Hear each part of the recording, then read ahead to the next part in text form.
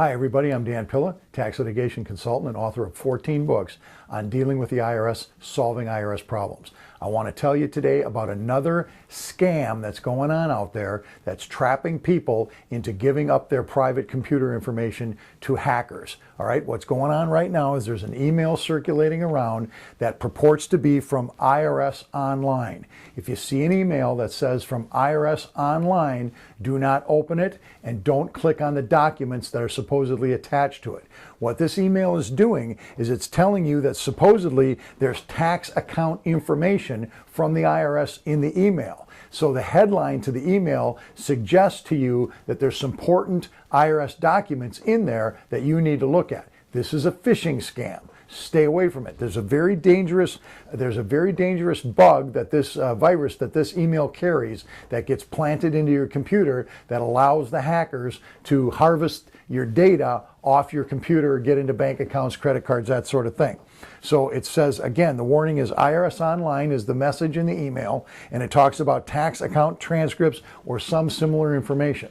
I want you to understand, friends, that the IRS is never going to deal with people through email, particularly in the first instance. If your first contact with the IRS is from some email or some phone call that pretends to be from the IRS, that is not legitimate. It's a scam.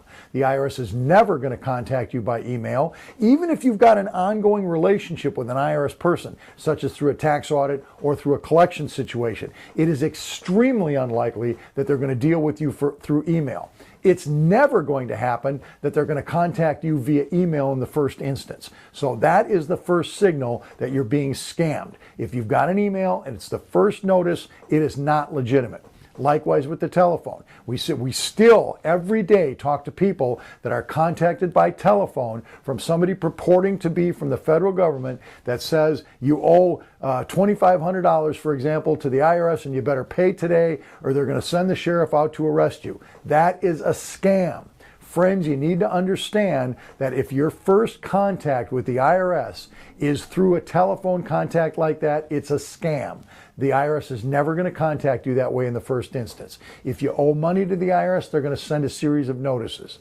The last notice in the string is called a final notice of intent to levy and notice of your right to a hearing. Unless you've got one of those types of notices, you are not dealing with a legitimate IRS claim. So keep that in mind. If there's any question whatsoever about whether you're dealing with the IRS legitimately, you need to call the IRS to find out what the status of your account is. Better yet, you should seek your own account transcripts. My book, How to Get Tax Amnesty, shows you exactly how to do that. I show you step by step how to get your own account transcripts directly from the IRS so you can see yourself whether or not there's a delinquent tax liability for a particular year or not. If you have a delinquent tax debt, you need to take steps to get it resolved, and the book How to Get Tax Amnesty will show you how to do that. So friends, don't be scammed. If you've got a problem, take care of it. If you don't have a problem, don't be scammed by hustlers that are trying to steal your private information. I'm Dan Pilla, and I'll talk to you again next time. Thanks.